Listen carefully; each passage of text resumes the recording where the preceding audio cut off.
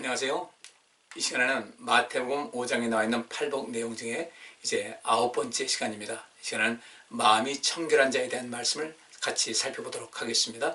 본문 말씀은 마태복음 5장 8절부터 12절까지입니다. 제가 봉독합니다. 마음이 청결한 자는 복이 있나니 저희가 하나님을 볼 것이며 화평케 하는 자는 복이 있나니 저희가 하나님의 아들이라 일컬음을 받을 것이며 의를 위하여 핍박을 받은 자는 복이 있나니 천국이 저희 것임이라. 나를 인하여 너희를 욕하고 핍박하고 거짓으로 너희를 거스려 모든 악한 말을 할 때에는 너희에게 복이 있나니 기뻐하고 즐거워하라. 하늘에서 너희의 상이 큼이라. 너희 전에 있던 선지자들을 이같이 핍박하였느니라. 아멘. 자, 오늘 8절 말씀에 마음이 청결한 자는 복이 있나니 저희가 하나님을 볼 것임이라 이렇게 말씀을 하고 있습니다. 그러니까 이것을 이제 압축해서 말하면 마음이 청결한 사람들은 최고의 복을 받을 수가 있는데 어떤 복인가? 저희가 하나님을 볼 것이라는 것이죠. 물론 여기서 하나님을 볼 것이라는 것은 이 땅에 육신을 갖고 있는 가운데서 우리가 하나님의 영이시기 때문에 볼 수는 없잖아요. 하나님과의 만남, 하나님과의 대화, 또 귀한 하나님의 은혜를 받는 것, 이 모든 것도 포함하지만 마지막에 주님의 나라에서, 천국에서 하나님을 뵐 수 있는 그런 모든 것을 알 수가 있다. 또 예수님께서 말씀하시기를 나를 본 자는 아버지를 본 것이라 이렇게 말씀하고 있으니까 하나님을 볼 수 있는 그런 놀라운 영광을 받는 사람은 어떤 사람인가 봤더니 마음이 청결한 자다 이렇게 말씀을 하고 있습니다. 여기서 이제 우리는 마음이란 뜻이 무엇인지 또 청결하는 것이 무엇인지를 살필 수가 있어야 되고 또 하나님을 볼 것이라는 것이 무슨 뜻인지를 한번 먼저 살펴보도록 하겠습니다. 이 마음이라는 것은 헬라어로 이제 카르디아라는 단어가 쓰여집니다. 이것은 문자가 들어간 마음, 그 다음에 도덕적이고 지적인 생명의 자리다. 그러니까 우리가 이 도덕의 자리가 어디 있을까? 또 지식의 자리가 어디 있을까? 사실 모든 것은 뇌의 작용이고 그 뇌의 작용뿐 아니라 우리 몸의 모든 호르몬과 몸 전체의 어떤 것과 이제 상호 연관성이 있죠. 이게 유기적인 관계를 누리는 것인데 이 도덕적이고 지적인 생명의 자리다 이렇게 말하고 있습니다. 그 공간은 우리가 눈에 보이는 어떤 공간과는 다른 어떤 부분이죠. 근데 분명히 그것은 우리 안에 존재하고 있다는 것을 말씀하고 있고 그 다음에 이 마음이라는 것은 단순하게 어떤 지적인 그런 생명의 자리뿐 아니라 우리의 감정과 열정도 또한 포함을 하고 있습니다. 우리가 보통 마음이 어디냐? 우리가 가슴 대면서 마음이 여기 있다. 근데 사실 그것은 아니에요. 그것은 우리가 그 어떤 불안한 일이 있을 때 가슴이 철렁하고 아우 내 마음이 아파 이렇게 하지만 이것은 내 뇌의 활동이 우리 신체적인 어떤 것에 영향을 주는 것이기 때문에 그렇게 되는 것이지 실상은 우리 안에 있는 사고, 그다음에 감정, 또 열정 이 모든 것을 포함하고 있고 더 나아가서 이제 생각이나 상상력의 자리다. 그리고 의지와 결심의 자리다 이렇게 이야기를 합니다. 그러면 이 의지라는 것은 보통 우리의 행동을 이야기를 하죠. 어떤 이 사람의 의지가 강하다. 행동으로 뭔가를 이뤄 나갈 수 있기 때문에 의지가 강하다고 그러는데 따라서 이 마음이라는 것은 이 카르디아라는 단어는 우리 지, 정, 의 이 세 가지가 합해진 가운데 이루어지는 하나의 인격체로서 우리가 인격체라고 말할 수 있는 것이고 또 그래서 우리 삶의 모든 것을 행동과 또 모든 삶을 지배하는 어떤 원동력이다. 그러니까 이 모든 것이 청결한 상태가 될 때 우리가 하나님을 뵐 수 있었다는 거예요. 그럼 이 청결하다는 단어가 카다로스라는 단어가 쓰여지는데 이 카다로스라는 단어는 깨끗한 또 순결한 불결하고 더러운 것에 반대되는 개념. 보통 깨끗하고 순결하다라고 이렇게 이야기할 때 그걸 좀 더 분명하게 이해하기 위해서는 불결하고 더러운 것과 그 반대되는 개념에서의 깨끗함과 순결함이라 이렇게 보시면 되겠어요. 이것은 또 깨끗하고 순결하니까 또 불결하고 더러운 것과 반대되는 개념이다 보니까 여기서는 자유롭다는 의미에서 또 깨끗함을 의미하고 있습니다. 그 다음에 신앙적인 면에서 도덕적으로 순결한 것이 청결하다는 말로 이렇게 볼 수가 있는 거예요. 그리고 좀 전에 말씀드린 대로 저희가 하나님을 볼 것이라는 것은 이런 구원받은 백성이 된다는 것을 의미를 하고 있습니다. 그렇다면 여기서 이 마음, 지, 정, 의 이 세 가지를 말하는 것인데 이 지적으로도 모든 것이 순결해요. 그 다음에 불결하거나 어떤 더럽지가 않아요. 또 이 양심도 온전해요. 이 감정 처리도 원만하게 합니다. 여기서 지나치게 필요 이상으로 분노한다거나 또 필요 이상으로 슬퍼한다거나 뭐 이런 그 폭이 너무 그렇게 그 진폭이 크다면 문제가 되는 것인데 상당히 안정되고 편안한 상태라는 것을 우리가 알 수가 있는 것입니다. 그리고 모든 생활이 청결하기 때문에 어디가도 당당한 거죠. 하나님 앞에서도 당당하게 설 수 있는 것이고, 인간관계에서도 역시 마찬가지. 뭐 거짓말을 한다, 뭐 여러 가지 불편함이 있지 않습니까? 순결하다, 깨끗하다 이렇게 될 때는 인간관계나 또 하나님과의 관계에서 상당히 편안한 삶을 누릴 수가 있다는 것을 우리가 의미를 하고 있습니다. 그러고 보면 이 청결하다는 것은 첫째로 이제 죄로부터 벗어난 상태를 이야기할 수 있겠죠. 가장 이제 우선되는 그런 이야기인데, 시편 30편 1절부터 6절 말씀 보니까 허물의 사함을 얻고 그 죄의 가리움을 받은 자는 복이 있도다. 마음에 간사가 없고 여호와께 정죄를 당치 않는 자는 복이 있다 그랬습니다. 1절과 2절에 각각 복이 있다고 했는데 1절 보니까 허물의 사함을 얻고 그 죄의 가리움을 받은 자다. 분명히 허물이 있었어요. 우리 인간이기 때문에 허물이 있을 수밖에 없는 거죠. 죄, 여전히 우리 속에서, 우리 삶의 속에서 늘 따라다니는 것이 죄인데, 내가 허물이 있다 할지라도 그 허물에 대해서 하나님께 나의 죄를 고백하고 나의 허물을 또 말씀을 드리고 내 죄를 또 고백하고 죄사함 받고 회개하고 이렇게 하게 되면 그 허물의 사함을 얻고 그 죄의 가리움을 받았기 때문에 이 사람은 청결한 상태가 되는 거죠. 죄로 인해서 오염됐지만 그 죄의 문제를 해결했기 때문에 깨끗하고 순결한 상태가 된다. 그래서 이것을 청결하다 이렇게 말할 수가 있는 것이고, 그렇게 청결하게 되니까 복이 있다는 것은 뭐 당연한 것이겠죠. 또 2절 말씀에 마음에 간사가 없다. 간사가 없다는 것은 맨 밑에 보면 그랬죠. 간사, 레미아라는 이 단어가 느슨함, 태만, 속임, 사기, 반역 이런 것이 없어요. 마음에 이렇게 뭐 태만한다든지 게으름이라든지 또 어떤 속임수라든지 사기하려는 마음이라든지 반역하는 이런 마음, 이런 것이 없고, 이런 것이 없기 때문에 여호와께 정죄를 당치 않는다는 거예요. 그야말로 깨끗하고 청결하고 순결한 거예요. 이런 사람이 복이 있다는 것입니다. 3절 말씀에 내가 토설치 아니할 때에 종일 신음함으로 내 뼈가 쇠하였도다. 내가 나의 죄를 고백하지 않을 때, 내 죄를 숨길 때 종일 신음할 수밖에 없다는 거죠. 내 마음이 온전치 못하기 때문에, 청결하지 못하기 때문에 종일 신음할 수밖에 없었고 내 뼈가 쇠할 수밖에 없었다.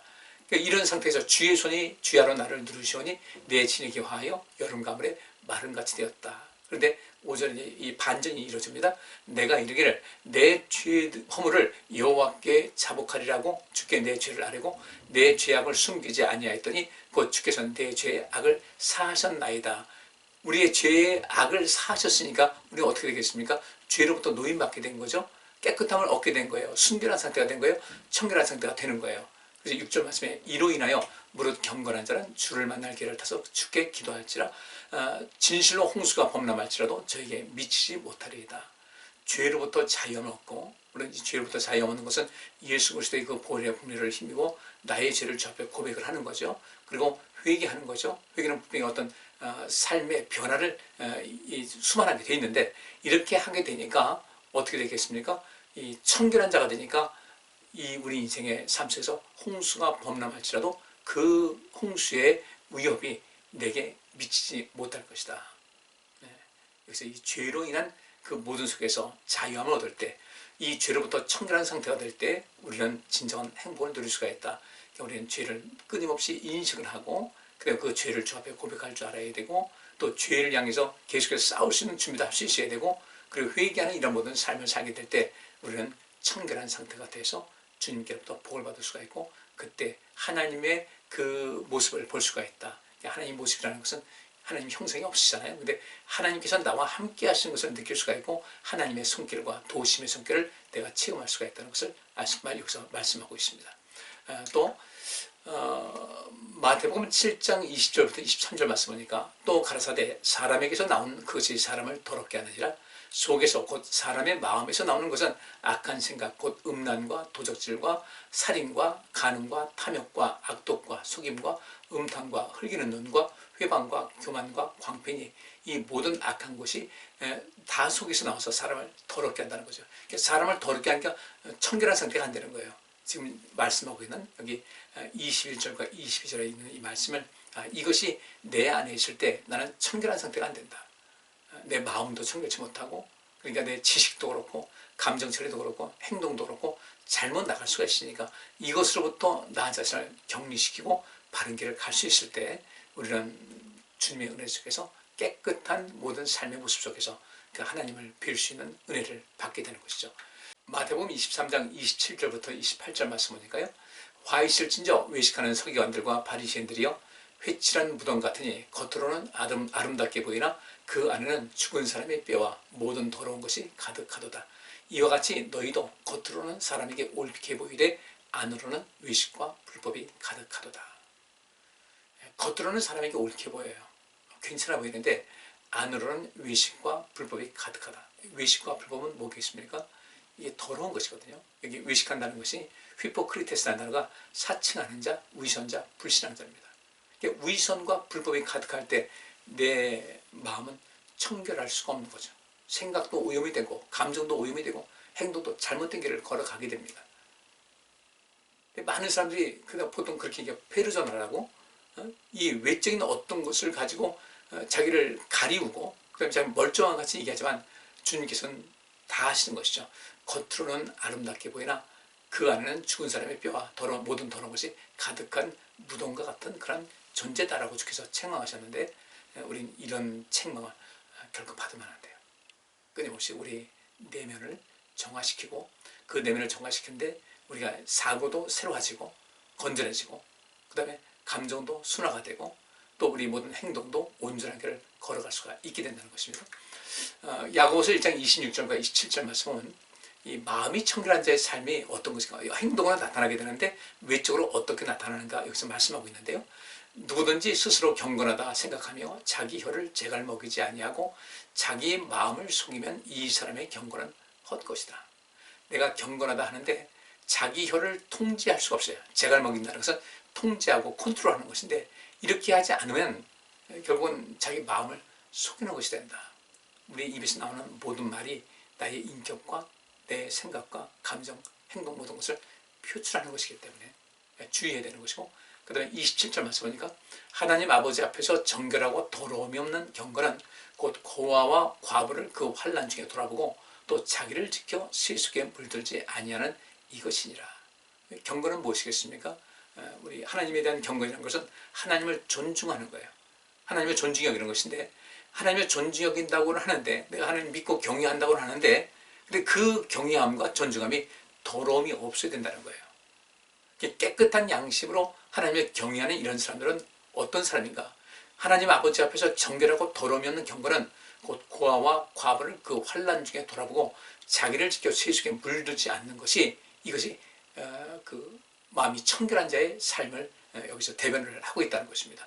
그래서 우리는 주변에 이 고아와 과부들 또 이 환난 가운데 있는 사람들을 때때로 돌아볼 수 있어야 되고 또 우리 자신을 잘 지켜서 세상 속에 살고 있지만 이 세속적인 사고가 나의 삶 전체를 지배하지 못하도록 무엇보다도 하나님 말씀을 중심으로 하고 하나님 말씀을 우선해서 그 말씀에 맞춰 살아가게 될 때는 이 세상과 격리되질 않아요.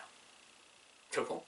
근데 우리 이 세상의 모든 원칙들에 빠져서 세속에 물들게 되면 하나님과 격리가 돼버려요. 하나님 말씀대로 살게 되면 세상과 격리되지 않고 세상을 변화시키고 그들에게 생명을 주고 또 선한 영향력을 행사할 수 있지만 세속에 물들게 되면 우리의 영혼은 우리의 마음은 오염될 수밖에 없다. 더러워질 수밖에 없다. 하나님의 은혜가 단절되는 것이죠. 그래서 우리가 이 청결한 마음을 갖고 있다. 마음이 청결한 사람들은 항상 그 마음이 온전하기 때문에 주님의 마음과 일치하는 삶으로 계속해서 나아갈 수 있기 때문에 하나님께서 세상을 이처럼 사랑하사 독생자를 보내신 같이 우리도 그 환난 가운데 있는 사람들을 돌아볼 줄 아는 마음이 생긴다는 겁니다. 왜냐하면 이 마음이 청결한다 할 때 이 마음은 우리 행동까지도 이야기를 하고 있는 것이거든요. 포함하고 있어요. 근데 마음이 청결한 사람은 행동 역시 모든 사람들에게 감동을 주고 모든 사람에게 기쁨을 주고 행복을 준다는 것이죠. 그래서 이 야고보서 1장 26절과 27절은 바로 그것을 말씀을 하고 있는 것이에요. 요한계시록 19장 6절부터 8절 보니까 또 내가 들으니 허다한 무리의 음성도 같고 많은 물소리도 같고 큰 뇌성도 같아서 가로되 할렐루야 주 우리의 하나님 곧 전능하시니가 통치하시도다. 우리가 즐거워하고 크게 기뻐하여 그에게 영광을 돌리세. 어린 양의 혼인 계약이 이르렀고 그 아내가 예비하였으니 그에게 허락하사 빛나고 깨끗한 세마포를 입게 하셨은즉 이 세마포는 성도들의 옳은 행실이로다 하더라. 여기서 이 빛나고 깨끗한 세마포 할 때 깨끗하다는 것이 청결한 것이거든요. 빛나고 깨끗한 세마포, 흰옷을 입게 하시는 거예요. 어떤 사람에게? 인생을 빛나고 청결하게, 마음도 곧 생각도 감정도 행동도 깨끗하고 청결하게 이 인생을 살아가는 사람들에게 깨끗한 세마포를 입혀준다. 왜? 이 세마포는 성도들의 옳은 행실이에요. 우리가 옳은 행실을 갖고 인생을 살아갈 때 건전한 사고방식과 또 아주 안전한 그 감정과 또 하나님께서 기뻐하시는 어떤 옳은 행실을, 행동을 하게 될 때 주님께서 이것을 우리가 청결하다고 해서 우리에게 빛나고 깨끗한 세마포를 입혀주신다는 것이죠. 그래서 이 마음이 청결한 사람은 그 청결한 모습을 보인다. 외적으로 나타나지 않아요. 그 사람이 어떻게 살아가는가에 따라서 이 사람이 청결한 사람인지 아닌지를 알 수가 있어요. 환난 가운데 있는 사람들을 돌아보는 사람, 마음이 청결한 사람이에요. 행실이 옳은 사람들, 그러면 옳은 행실을 하기 위해서는 어떻게 되겠습니까? 내가 지금 하고 있는 모든 것이 시편 기자가 말한 대로 나의 마음의 묵상과 내 입술의 모든 말이 주께 연락되기를 바란다 하듯이 내 모든 삶 자체가 옳은 삶을 살아갈 수 있어야 되는 거예요. 그래서 악인의 길을 쫓지 아니하고 죄인의 길에 서지 않고 오만한 자리에 앉지 않는 이런 삶의 양식, 의롭게 살고 옳게 살고 악을 미워하고 선한 삶을 살아가는 사람들이 바로 어떤 사람인가? 마음이 청결한 사람이다. 이렇게 보시면 되겠어요. 사도행전 18장 4절부터 6절까지 말씀 보니까 안식일마다 바울이 회당에서 강론하고 유대인과 헬라인을 권면하니라. 실라와 디모데가 마게도냐에서 내려오매 바울이 하나님의 말씀에 붙잡혀 유대인들에게 예수는 그리스도라 밝히 증거하니 저희가 대적하여 회방하거늘 바울이 옷을 떠나 가로되 너희 피가 너희 머리로 돌아갈 것이요 나는 깨끗하니라 이후에는 이방인에게로 가리라 하고 그랬어요. 여기 바울이 말한 대로 6절 그 끝에 나는 깨끗하다 할 때 이 깨끗하다는 것이 청결한 거예요. 여러분 이 말씀은 바울이 이제 곳곳에 다니면서 복음을 전파합니다. 전파하는 그런 가운데 많은 유대인들의 반박이 있었어요. 여기 6절 말씀에 보니까 저희가 대적하여 회방하거든. 저희가 누굽니까? 유대인들에게 예수는 그리스도라 밝게 증거하는데 그 유대인들이 대적하면서 회방을 한 거예요. 유대교적 사고를 가지고 어떻게 사람이 예수라는 사람이 하나님의 아들일 수 있냐. 하나님의 아들이면 신인데 어떻게 사람이 신이 될 수가 있느냐. 이것 때문에 그들은 예수님을 받아들이지 못했어요. 받아들이지 못할 정도가 아니라 그렇게 진정한 복음을 증거하는 사람들을 굉장히 많이 핍박을 했어요. 바울이 이때 너희들은 당신들은 하나님의 나라를 위해서 하나님께서 계획하시는 그런 모든 것을 자기의 생각의 틀에서 벗어나지 못하고 계속해서 하나님을 대적하고 있다. 그래서 바울이 옷을 떨어 가로되 너희가 이렇게 많은 사람을 잘못 가르치고 회방한 그런 것 때문에 누군가 그 사람은 구원을 받지 못하는 단계에 빠질 수가 있는데 그들이 흘릴 수밖에 없는 그 피가 너희 머리에게로 돌아갈 것이다. 근데 나는 깨끗하다는 거예요. 우리 전도해서 어떤 사람을 하나님께로 인도해서 생명의 자리로 인도하는 것, 이것만큼 청결한 것이 없어요. 마음이 청결한 사람은 생명에 초점을 맞춥니다. 그 어떤 것을 하든 사람의 어떤 생명을 중시하고 또 누군가에게 생명력을 주는 것에 굉장히 많은 관심을 갖습니다. 마음이 청결한 사람들이 공통적으로 갖고 있는 그런 내용이에요. 근데 이 마음이 청결하지 못한 사람들은 사람의 생명을 경시해요. 자기밖에 몰라요. 상대방은 무시해요. 아까 야고보서에 있는 말씀대로 그 깨끗한 양심은 청결한 양심, 청결한 삶의 양식은 무엇인가? 고아와 과부를 돌아보는, 환난 가운데 있는 사람들을 돌아보는 이 삶이 마음이 청결한 사람이라는 거죠. 이 마음이 청결하다고 하니까 그냥 단순히 깨끗하다 그런 것이 아니라 마음이 청결한 사람은 항상 관심 있는 것이 무엇이니까 누군가의 삶에 생명과 생명력을 주기를 힘을 다하는 사람이 이 마음이 청결한 사람이다. 그래서 그 모든 것이 하나님께서 이 세상을 통치하시는 방식과 일치하기 때문에 하나님을 뵐 수가 있다라고 말씀을 하고 있는 것이죠. 자, 오늘 여기까지 하겠습니다. 우리 마음이 청결한 것에 대해서 좀 더 구체적으로 좀 보시면서요. 마음이 청결하다, 나 깨끗하다, 눈에 보일 때 그런 것이 아니라 마음이 청결한 사람의 삶의 양식이 무엇인가 봤더니 그 모든 것은 주변을 돌아볼 수 있는 그런 사람, 또 하나님의 뜻 안에서 살기 위해서 늘 죄와 그 싸움을 끊임없이 해나가고, 그 다음에 어떤 내가 죄를 느꼈다, 내가 죄가 있는 걸 느꼈다 할 때는 주님 앞에 그 죄를 쏟아놓고 고백하고 그 죄에서 사함받고 다시는 그런 삶을 살지 않게 하는 끊임없이 노력하는 이런 모습. 자, 하나님께서 온전하신 같이 우리 자신도 온전한 삶을 살기 위해서 힘을 다하는 이 사람들이 마음이 청결한 사람이다.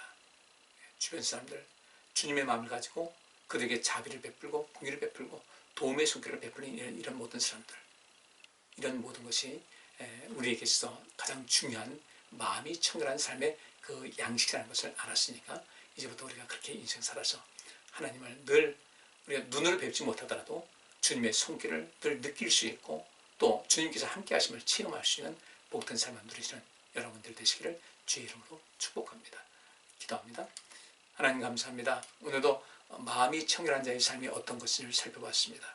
마음이 청결한 자는 복이 있어서 하나님을 뵐 수 있다고 했는데 우리 모두 그러한 단계까지 그런 수준까지 올라가서 진정한 삶의 행복을 맛보고 이 세상에 선한 영향력을 끼치면서 많은 사람들에게 생명을 주고 생명력을 주고 희망을 주고 기쁨을 주고 삶의 의미를 알 수 있게 하는 그런 삶을 살아가게 하여 주옵소서. 예수 그리스도 이름으로 기도하옵나이다.